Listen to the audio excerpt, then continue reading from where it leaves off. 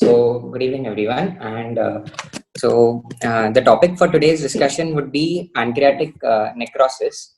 So there have been quite a few trials and guidelines, and this is one topic which is a hot favorite for both GI surgeons as well as physicians because of the varied lines of management available for this entity.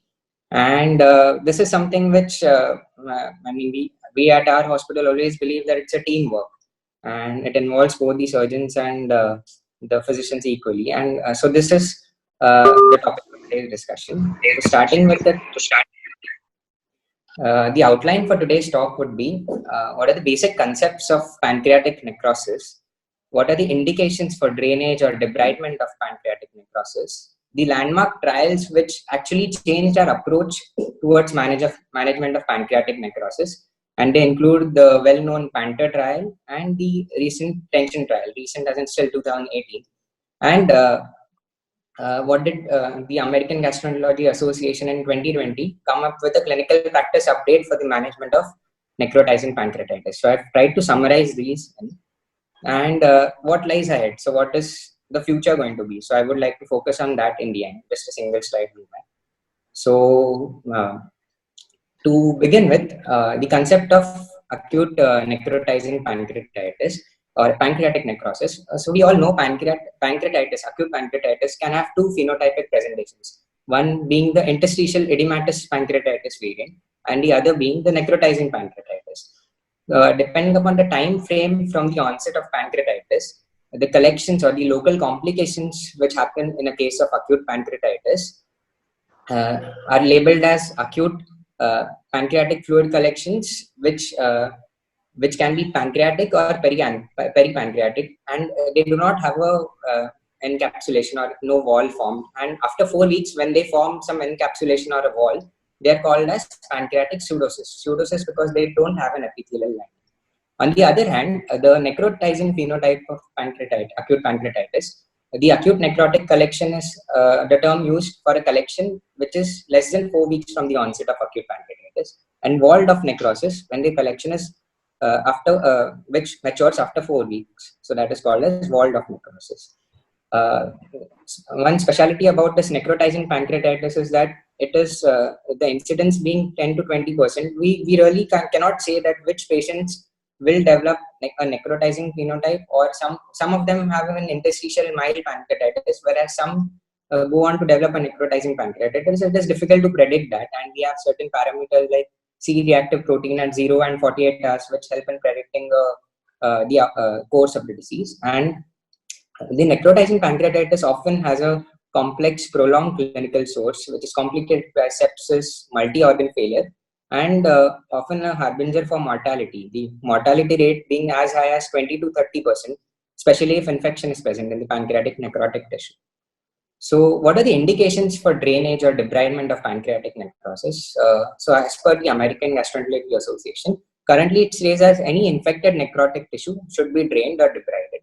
Also, they have made some exceptions for sterile pancreatic necrosis in cases when there is persistent unwellness, that is, the patient continues to have pain, nausea, vomiting, and nutritional failure, or if the collections, the pancreatic collections, they occlude the GI lumen from the outside or the biliary tract, causing obstructive jaundice or gastric outlet obstruction, or when there is recurrent acute pancreatitis, presence of pancreatic fistulas, or persistent systemic inflammatory response syndrome. In such cases, you can go ahead with drainage or debridement even if there is absence of infection in the pancreatic necrosis.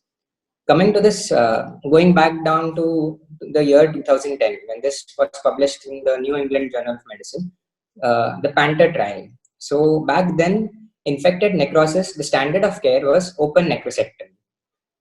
We all know that open necrosectomy is notorious for high rate of complications and death, almost in 1/3 of cases, and there is risk of long-term pancreatic insufficiency because of the handling of the pancreatic tissue. The alternatives include a percutaneous abdominal drainage, endoscopic transgastric drainage, or a minimally invasive retroperitoneal necrosectomy. So what this Panther trial did was, it randomly assigned 88 patients with necrotizing pancreatitis with suspected or infected, confirmed infection, and they divided them into two groups. One which underwent a primary open necrosectomy, and the other which underwent a step-up approach. We'll discuss these in the coming slides. And this study was conducted by the Dutch pancreatic group, and it was a multi-center study. And the decision to debride or do a surgical intervention was made once once the drainage of the collection was deemed feasible. This was decided by a panel of 8 GI surgeons, 1 physician, and radiologist. You can imagine how aggressive the panel can be. Coming to the timing of intervention, it was decided that it would be delayed by at least 4 weeks after the onset of disease. The inclusion criteria included patients with infected pancreatic tissue defined by a positive culture obtained by the fine needle aspiration, or gas in fluid collections, or peripancreatic fluid collection, or a suspected infective necrosis when there is progressive sepsis or clinical deterioration despite maximal inotropic support. So coming to the exclusion criteria, whenever the patient have had an previous drainage, these patients were excluded. Or if the patients were very sick, if they have acute intra-abdominal events like perforation, bleeding, or compartment syndrome, they too were excluded. Coming to the minimally the open necrosectomy group, what they underwent is they had a laptotomy, a bilateral subcostal incision was made, and there was blunt removal of all the necrotic tissue was done, followed by placement of 2 large bore drains for post-op lavage, and the abdomen was closed. In the minimally invasive step-up group, what they did was they had a 3-step approach. So first step was placing a drain in the left retroperitoneum, which is the most common site where pancreatic collections occur, and this was placed percutaneously. And what the advantage of this was, it facilitated a ward procedure or video-assisted retroperitoneal drainage later on as the third step with the same drain, which can be performed through the same route. The second step was when there was no improvement after 72 hours of placing a drain, which was assessed by a CT scan. Then a second drainage procedure was carried out, and the third step was video-assisted retroperitoneal drainage. Now I'm aware that there will be a few surgeons in this forum, and hence I thought that I should highlight on the details of these steps. And in short, I would like to mention a few points, like they used 12 French drains. The preferred route was left retroperitoneum or the transgastric, or over the right retroperitoneum. The drains were kept open by flushing with 50 ml of saline every 8 hours. And extra saline was used depending upon the aspect of the return fluid. Now, the clinical improvement, as I said, was assessed on the basis of improvement of more than 2 organ systems, that is circulatory, pulmonary, renal, which was assessed every 72 hours, or at least 10% improvement in 2 of the 3 lab parameters, that is total WBC count, temperature, and C-reactive protein. Step 3, which is the video-assisted retroperitoneal drainage, involved keeping the patient supine with the left side elevated, a 5 centimeter subcostal or intercostal incision being made, and digital exploration of the retroperitoneal drain was done. It was followed into the collection. The collection was opened and necrosectomy was done, followed by insertion of the laparoscope and removal of the necrosum with the help of laparoscopic grasper or ring forceps. One important thing to note in this is that they considered it not mandatory to remove all the necrotic material. What they actually wanted to do is remove only the infected tissue and minimally handle the pancreas. So this was one important point. And after the procedure, they placed 2 large bore surgical drains. This is the overall flow chart where they had divided the patients into group A and group B, which was the minimal invasive and the maximal necrosectomy. What I would highlight here is the post-operative care which the patients received. What they received is a continuous post-operative lavage with normal saline, and a contrast CT abdomen was done 7 days after the steps, and catheters were removed if there was a collapse in the cavity or the daily output was less than 50 ml. Patients were allowed to be discharged with the drains, and re-intervention was done only on demand basis. The endpoints for this Panthers trial were some primary and secondary endpoints. Primary endpoints included major complications, a composite of these major complications. Major complications mainly any new onset multi-organ failure, systemic complications, organ failure such as pulmonary failure, circulatory failure, renal failure, or systemic complications like disseminated intravascular coagulation, severe metabolic disturbances, GI bleeding, or some other complications, local complications like enterocutaneous fistula formation, perforation of a visceral organ, or intra-abdominal bleeding.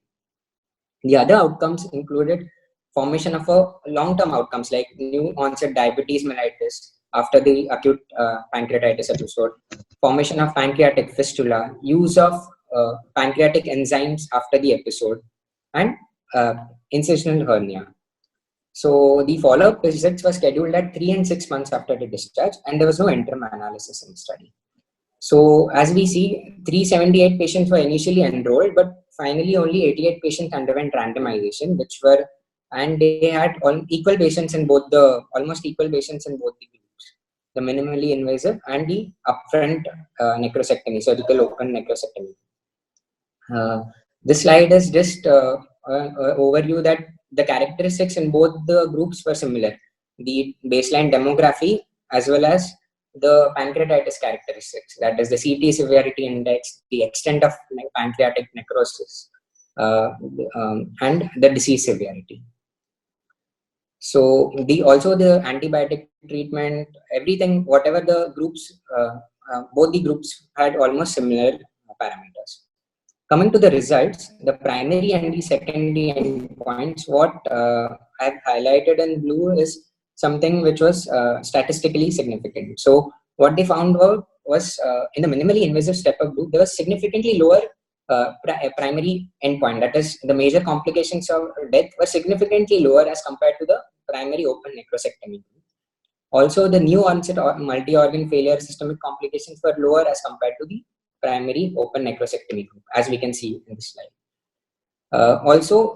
Some other points noted were that the new onset diabetes in patients with the step-up approach was lower as compared to the open necrosectomy, and also the use of pancreatic enzymes, which basically signifies that the exocrine and endocrine insufficiency, which happened after the pancreatitis episode, was lower in the minimally invasive step-up approach, and they had a biological explanation for this, that because of the minimal invasive step-up approach, there was minimal handling of the pancreas, and thus resulted in lesser long-term complications. And the number of drainage procedures were obviously higher in the step-up approach because that involved placement of multiple drains, whereas a upfront necrosectomy involved a cross-sectional single-day procedure. So that is why it affected in the number of days of hospital stay also, which was longer in the minimally step-up approach group. So the conclusion of this trial was that the step-up approach reduced the rate of composite endpoints of major complications and long-term complications and the total cost of healthcare. And more than 1/3 of the patients could be successfully treated by percutaneous drainage alone. They did not even require video-assisted retroperitoneal drainage. That is the third step of the step-up approach. And the explanations which they stated for the favorable outcome of step-up approach was that infected necrosis is similar to the abscess, but excess necrotic material is present. So once the infected fluid is drained, which is that is the purpose of the drain, that it drains the infected fluid, the pancreatic necrosis can be left in situ. It is not mandatory to remove all the necrosis. Only the infected part of it needs to be removed. And the surgical procedures may invoke tissue injury and induce a pro-inflammatory response, which can result in long-term complications as well as short-term mortality.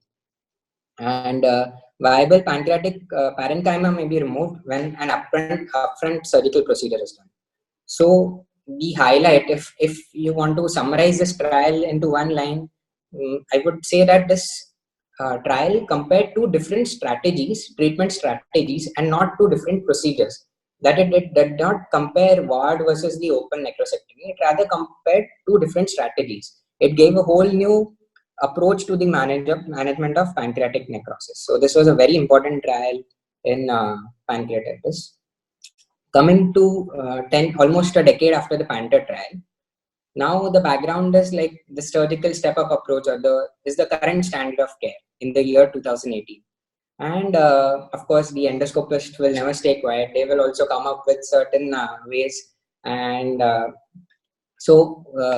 now here comes a era where endoscopy can also be used for drainage of collections. And not only the drainage of collection, but also drainage of debridement of the necrotic tissue. So there was a pilot trial in the before the year 2018, which had compared endoscopic with surgical necrosectomy in patients with infected necrosis, but there was no head-to-head comparison. And what they found was there was a reduced pro-inflammatory response and development of new onset organ failure after the endoscopic necrosectomy. So hence this trial was designed, which was published in Lancet in the year 2018. And this trial was conducted again by the same Dutch pancreatic study group. Again, a multi-center trial, and 98 patients were randomized into both the groups. And only now, one important point to note is that only patients in whom both endoscopic and surgical step-up approach was feasible were included. For example, what I mean by this point is if there is a collection in the lesser sac, only then the endoscopic drainage procedure is feasible. If the patient, if the collection is in the paracolic gutter, we cannot approach it endoscopically. So they assessed only like to like patient, that is patient with a lesser sac collection or endoscopically feasible drainage versus a same which can be done percutaneously in the via the retroperitoneal percutaneously. So they compared like to like approach. And since this study was conducted by the same study group, they use the same primary outcome, secondary outcome, the same definition. So I won't repeat these in the slides. And here, one modification is there were more generals. They included 4 endoscopists in this, along with the GI surgeons and the radiologists. Coming to the interventions, the endoscopy group, they first had an endoscopic ultrasound guided transgastric or transduodenal drainage of the pancreatic fluid collections, infected fluid collections, with placement of 7 French double pigtail stents into the collection and a nasocystic catheter. Why I've highlighted the word pigtail stent is that this is a plastic stent. In the newer trials, the recent trials, what they say is lumen opposing metal stents are more, they're more advantageous and they have a better outcome. So this trial, since it was a era defining trial, this was in the beginning, that is 2 years back, and they used plastic stents back then. And the second step of endoscopic group was endoscopic transluminal necrosectomy. That is direct endoscopic necrosectomy, as they call it. That is with the working channel of the endoscope, with the use of certain instruments, they can remove the necrosis. And on the surgical side, the first step included a similar percutaneous drainage via the left retroperitoneal route, which facilitates a ward procedure later on. So the second step would be the ward procedure, as mentioned in the Panther trial itself. And in both groups, additional endoscopic and percutaneous as well as necrosectomies were allowed. So this is a diagram which can show exactly how the procedure was done, the endoscopic procedure. As we can see, there's a collection behind the stomach in the lesser sac, and with the endoscope, a perforation is made along the gastric wall, and the collection is entered, and with the help of working channels, the collection is drained as well as stents are placed. And this is the percutaneous procedure where we can see the patient in the supine position via the retroperitoneal route. A drain is placed in the lesser sac, and this is the surgical step-up approach for surgical step of the tension trial. So this slide is a consort diagram which shows that they started with 418 patients, but ultimately found that 98 were eligible for the study, and they were randomly assigned into the 2 groups and almost equal numbers, 51 in the endoscopic step-up approach group and 47 in the surgical step-up approach group. Baseline characteristics, again in one slide, I would like to summarize that it was almost similar in both the groups. as well as the complications, the stage of disease, the extent of necrosis, the size of the collections, the location of the collections were all similar in both the groups. Also, the treatment such as antibiotics and other disease-modifying treatments which the patient received were similar in both the groups. Coming to the outcomes, the primary outcome again was defined as a composite of major complications or death within 6 months after the randomization. And the major complications were similar, that is new onset organ failure, bleeding requiring any intervention, perforation of a visceral organ requiring intervention, or intracutaneous fistula requiring intervention, and incisional hernia. Secondary endpoints included individual components of the primary endpoint: pancreatic fistula, endo-exocrine insufficiency, biliary strictures, the length of hospital stay, ICU stay, the number of interventions, cost per quality adjusted life years, and the quality of life. Also, they assessed the number of crossovers between the groups.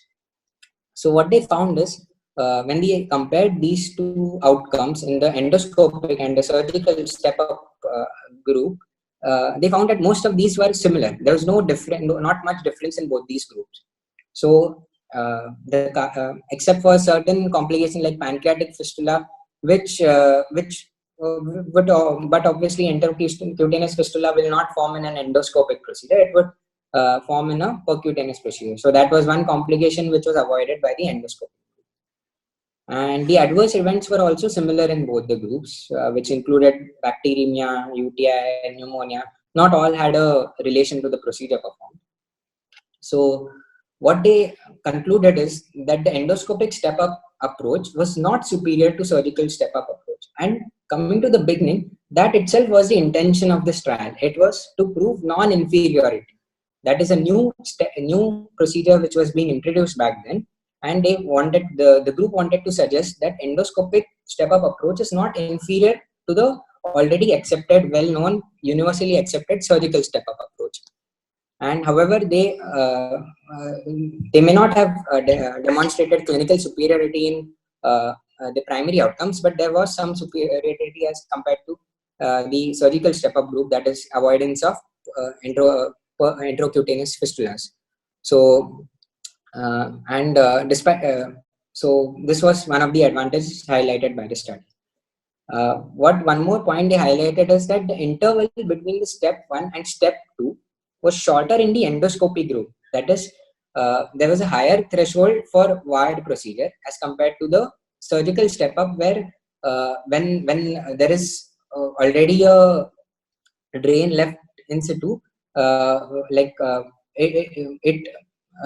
for a surgeon to go from a percutaneous drainage to go to a video assisted retroperitoneal drainage, that was a larger step. That is, there was a larger threshold. Not every patient ended up undergoing ward procedure, whereas when the endoscope has already made an incision and there has been a tract formed from the endoscope, from the stomach to the pancreatic collection, the direct endoscopic drainage was a smaller step. So many of the patients underwent this second step. Also, what they noted is that the percutaneous drains clogged less frequently since they had a wider bore, and hence there was a delay in the necrosectomy or the ward procedure. Thus, that related in the longer hospital stay in the surgical group as compared to the endoscopic group. Also, the stent, which I mentioned, was the pigtail plastic stent which was used, and newer stents like lumen opposing metal stents, which have a shorter lumen, have better drainage, they require fewer necrosectomies, and higher, even though they have higher chances of migration, bleeding, perforation, or stent overgrowth. So these are preferred at present. So the conclusion of this trial was that endoscopic step-up approach is not superior to surgical step-up approach. Many patients did cross over between the two groups. Thus, a combined approach would be something which the patient would ultimately benefit. And coming to the first line of the presentation, a teamwork is something which will ultimately dictate the line of management of the patient. So a tailored approach is needed based on the patient characteristics, the location of the collection, and the degree of encapsulation. So this AGA 2020 clinical practice update, this one slide summarizes everything of what we have learned from the past two trials, these two landmark trials. That is, when there is a vault of pancreatic necrosis, whether it is sterile or infected, or sterile with some complications. And if drainage is deemed necessary and feasible, if it is accessible transmurally, one should go for a endoscopic approach. That is endoscopic EUS guided placement of lumen opposing metal stents for drainage. That is if the collection is in the lesser sac, that is approachable. Now, however, if there is large a large paracolic gutter extension of the collections, one should go for a percutaneous drainage. So this it is dictated by the location of the collections. And when there is large amount of solid debris within the collections, one can go for the step up of the endoscopic approach, that is a direct endoscopic necrosectomy until resolution, or else place a lamps and then remove it at a later stage. So this summarizes the management of severe acute necrotizing pancreatitis, which early phase involves the organ failure management, and the late phase mainly deals with management of complications. Needless to say, and one of the most important things which Sir would agree that even in all our patients, what Sir also emphasizes on rounds most of the time is the nutrition aspect. So these patients, they tend to have a prolonged hospital stay. There's a very high catabolic rate in these patients, and I remember Sir always emphasizing on this fact that we should nutritionally take care of their nutritional needs because of the severe catabolic state, and one needs to maintain a healthy positive balance of calories as well as proteins in these patients. So this is also something which the AGA guideline has specified, and this is one slide which focuses on the nutritional approach. I would skip this slide for the want of time. And again, that's a summary. This is what I spoke about in the 2 slides, the AGA update. And this basically deals with management of the necrotizing pancreatitis as a wholesome, not just the necrosum. It involves dealing with nutrition, debridement, draining, a tailored approach. They specify endoscopic stent, that is lamps is better than pigtail.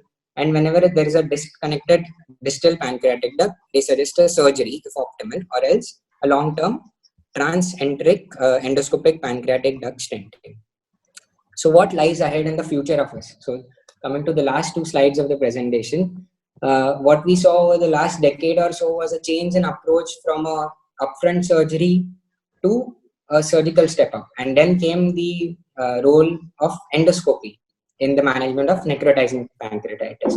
Now what lies ahead of us is something which is even more novel, and this was recently published in the American Journal of Gastroenterology, where the treating physicians as well as surgeons are now considering endoscopic or percutaneous intervention at an earlier period. We all know, and we all follow that 4 weeks is the time when encapsulation is the time required for encapsulation of the pancreatic fluid collections, and that is why these collections are drained at a later period. Now, these aggressive physicians and surgeons in the US, they designed a trial where they wanted to drain it at an earlier stage, that is within 4 weeks after the presentation of acute pancreatitis. And when they compared the complications, they realized that there was not much difference in the early and the late intervention group. Now, one may argue that in the early phase, there may not be wall formation. It might be just like draining a pancreatic ascites. But what they observed is when they compared imaging in both these interventions, they found that even a minimally wall formation of the collection was sufficient for a drainage procedure. That is what the authors concluded from these 2 studies. This was one more study published this year itself, and the author's conclusion was that endoscopic intervention of the pancreatic necrosis in the 3rd and 4th week of illness appears effective. That is, one may not wait for the 4th week, and it is safe when a partial collection wall is present on the cross-sectional imaging studies, with outcomes paralleling those reported for interventions of walled-off necrosis. So this is what my presentation was all about for today, and thank you very much for a very patient hearing. It's a very neat and very to the point presentation, very clear, I should say. Rohan, very well done. And now, Ilango, it's your turn now. Sure. Rohan, nice presentation. You picked up Thank you. the very good papers, which we discuss every time. It's nice to highlight on the Panther trial. You also did on the tension and new AG guidelines by Todd Barrett. All of them are pretty good. Now I want you to think and answer this question. It's from your point of view. What do you think is new? Where do you think the progress is going? And how do you think you're going to adopt it in your practice? This is So, for you to yes, just. sir. Yes, sir. So, with my limited experience of 2 years of residency and seeing such similar cases, we do have a few cases of necrotizing pancreatitis. In fact, we have recently had 4 to 5 patients, which both our surgical team and the medical gastro team has managed collectively. What we have understood from all these patients is what I have inferred from this is like there should be a patient tailored management rather than a you can't follow a specific guideline on this. There has to be a patient directed management. So it all depends on patient characteristics. You cannot go with exactly that at the 4th week the patient would develop this complication, or this wall formation will happen at exactly the 4th or the 5th week, or the collection, you as we all know that the collection may not be exactly where the endoscopist would like that.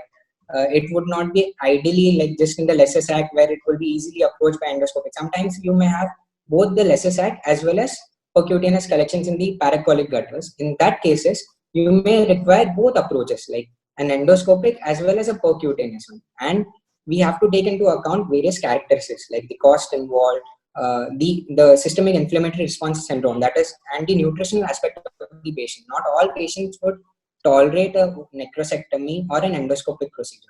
Percutaneous drainage is something which is a very easily done procedure, which can be done uh, when a nutritionally compromised patient, and that is something which is feasible, and most of our patients have undergone that. I mean, I cannot recollect the last 5 patients of ours who have undergone any endoscopic procedure for drainage of these collections, even though they had a lesser site collection. I mean, we have preferred a retroperitoneal drainage, percutaneous retroperitoneal. So just to summarize the point, like I would feel that it should be a patient directed approach rather than a guideline or fixed ideology based approach. Okay. How early is your do you initiate diet? And did these papers change your policy? The diet in terms of, yes sir, whenever we have a case of severe acute pancreatitis, that is there is presence of organ failure and all, we do make a note of that. And since these patients have a delayed gastric emptying, and these patients do not tolerate Ryle's tube or oral feeding very well, so what we as a practice in our institution do is we go for an early nasojejunal tube placement, which helps in maintenance of these, the nutrition over a longer period of time. Because So by the are time you the going to collection, change this? I mean, what do the papers say on tension as well as? they do go for a very aggressive nutritional management where they start feeding. Most what I've read recently is that presence of paralytic ileus or presence of pain is not a contraindication to stop feeding. They start feeding irrespective of what the patient status is. They start the acute, even in the acute phase, as early as day 3 they've started feeding the patient. So maybe that is one of the critical points which helps in a Do better you outcome agree of the with them? patient. No. See, it's okay for them to do, but do you agree with them? So I'll give you a small example. I happened to sit in one of the pancreatitis meetings in Kochi, and the presenter in that meeting has written several guidelines which we use in clinical practice. He has written some of the meta-analysis and so many stuff like that. At one point of time, he said, after you put the patient on the ventilator, respiratory failure is resolved. So I was completely confused. I came outside, I asked the chairperson, I don't understand, how can he say that the presence, putting the patient on the ventilator means there is respiratory failure. Just because the ABG reverse does not make it normal. So when I asked that question, he said that that particular person has not been doing clinical practice for several years. He writes just meta-analysis. So I want you to see with this view, okay? You are the person at the bedside. You have made good decisions. Your patients have recovered. When a paper comes from Todd Barron and it is an update, will you accept that? You are seeing a pancreatitis trial done in Netherlands, and though it is published in New England Journal of Medicine, is it new in your practice? Are you going to change something? Did you change something on that basis? We all changed on the Panther. Did Yes, we sir. change as per tension? That's my Not question. yet, sir. Not yet. Tension, I would say, like we have not adopted that practice as yet. I mean, that would be an honest answer, sir. Regarding the nutrition, as you said, the mode of nutrition or the route of nutrition is something which we don't follow the guidelines. What they say, we go for an nasojejunal because anticipating that the patient will not tolerate rice tube feeding or nasogastric feeding per se. So we upfront go for a nasojejunal tube insertion rather than waiting, giving a trial, and then seeing if the patient tolerates or not tolerates. I mean, we are too scared to. I'm not scared, but we do fear complications of feeding and aggravating the pancreatitis. So even though studies do suggest that nasogastric and nasojejunal feeding, there is no difference in the outcomes. But because of the presence of the severe paralytic ileus, because of the collections around the head of the pancreas, the patient may not tolerate oral feeds, and we have often seen that. I would agree with you, sir. Wonderful, wonderful, wonderful. Ilango, here I just want to add that my associate Gautam is doing a retrospective study of random patients from the ICU who are in inotropes and nutrition. So, at what level that nutrition, this intestinal failure. Okay, okay. And That's interesting. It may throw some light, because we are not very sure that because every patient in the ICU will have tube feeding. At some point, that doesn't work. The abdominal bloat up, and then there'll be time failure. So, I mean, I think he's already got some data, but we'll be working for some more time before coming to some conclusion. Yeah, that will be very interesting, sir. Two things actually changed my view regarding that. Ankit Patel, you have a question? Hello, sir. One doubt. Just now you told that NG feed and NJ feed, if we see the study, both have equal outcome. But the problem with NJ feed in a acute severe necrotizing pancreatitis, generally we should place it under fluoroscopic guidance. So it will delay. Actually, it will delay the placement of the NJ, and also if we see the ileus. In the patients of ileus, neither NJ is also not is a good option unless if it is a gastroparesis. Gastroparesis, then it's okay, but for ileus, I think there should not be any difference. So I think RT will be the better. We can do as early as possible. That's what I want. The NJF, I mean, if you look at the ileus, actually sets in pretty late. And I think most of the places where they put an NJ tube, they put it early. So it actually does not matter. I am really scared of putting starting enteral feeds when I am doing the resuscitation, because I have seen a couple of case reports and experiences from my seniors where the entire small bowel got necrosed after they initiated the tube feeds. So that might be a rare one, but still, once you have seen such an experience, and I think that still is there. So I usually wait till 24 hours and I straight ahead go ahead for oral. But I don't go and argue with people who use tube feeds in the initial phase, because they may be seeing a slightly different kind of population, and once you miss that small window, then the stomach does not empty very well. So that's the difficulty. So I think NJ tube works. Ileus is, I mean, the small bowel completely being paralyzed is quite rare in pancreatitis. See, our usage of NJ is when we see that patient is vomiting. where you see the pancreatic edema, especially in the head area, seem to have some immotile duodenum, either there may be compression, even duodenal mucosal edematous. When we find that the patient is severe nausea, vomiting, and that's the time we use an NG. Otherwise, as you rightly say, any patient who can take by mouth, has to take by mouth. I think the throw of a hat, we don't put an NG because most patients will be able to take by mouth. Alright, oral. When there's some issue with that only, then a tube feed comes in. Rohan? Yes, sir. I agree with you, sir. Any other question to Rohan, please, or to Ilango?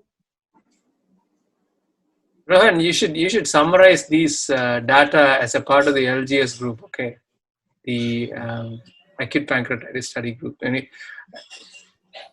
See, if you have your own data, you will look at these trials and you will say, no, my data says the same thing or does not say the same thing. That's exactly what we want our youngsters from LGS to do. I'm sure quite a few of you are here. Trust your own data, but to do that, you have to collect it, summarize it, look into it, and then you can share it. Then you can show it to the world how your experience is different from theirs. Okay, so Yes. we really want. I mean, this is the pancreatitis is one place where I think every youngster can contribute, and we wish that a lot more things like this can happen through the LGS group. Okay. Thank you for the encouraging words. Sangeeta, you have something to say? Or? Yeah, I have a question. Yeah. I am Dr. Paresh Varti. Sangeeta is my wife, incidentally. Okay. Yes, I think, Rohan, this was a very nice presentation, completing the entire gamut of issues in acute necrotizing pancreatitis. My only question was, as in the end you mentioned about the newer updates where they have analyzed patients who have had interventions before 4 weeks and they have produced equally interesting results. Would you like to elaborate on that? So, I mean, we have never done that. So, I mean, it is. No, but what does the current data reflect? Are there any encouraging trends to suggest? No, these have been. Yeah, go on. Sorry, sir. Yeah, these are not randomized controlled trials. So the level of evidence is not as high as the Panther or the tension trial. So these are still in the early stages. These are some case control and retrospective studies which they have done. The prospective studies which they have done recently. And how much weightage to give to these trials? Only I think the next few years will tell us. And also how much would one be comfortable in draining a collection with a partial wall formation? So that is also one question which this is some decision which I believe the radiologist would also help in taking, because whether it is sufficient, because there is no point in draining a pancreatic ascites, right? If there is no wall formation, even if it is there is necrotic tissue or anything, if there is no wall formation, we might just keep a drain and it may not change the outcome of the patient. That is my point of view. So would you agree that for now, the standard of care would be, if possible, as much as possible, we would wait for 4 weeks? Yes, sir. At least that is being followed at present. In our institute, we do follow that. So I have not seen in real life scenario about the early in the 2nd to 4th week intervention. So I have not come across that to say whether it is actually what they have published. And this was a small study, sir. They had hardly 15 to 20 patients in both the groups. So maybe I'm not sure whether we can extrapolate these data to or generalize this data to our scenarios as well. Sure, thank you. Dr. Bhatti, but it would be interesting to know, sir. Sorry? Hello? Yeah. So there is one situation in which we were doing less than 4 weeks intervention. It was percutaneous. This was from my MCH days, but we have been practicing it since then. So the key intervention is that we don't try to do necrosectomy at that point of time.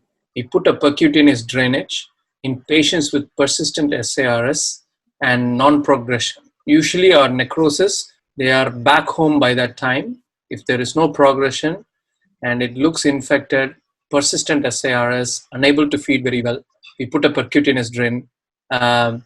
We were initially doing 8 French, then 10 French, and out of practice, we started doing 12 French. Now it has been confirmed in the trials, but we leave it at that point of time. We don't actually intervene. Dr. Chandramohan, who passed away recently, he was the chief during that time. Right. We used to discuss that. So that is the intervention. It is possible to do intervention, but not worthwhile doing a necrosectomy at that time because I don't deny that. My concern was only about the endoscopic intervention, whether that was feasible. Percutaneously, we all been doing for donkey's years now.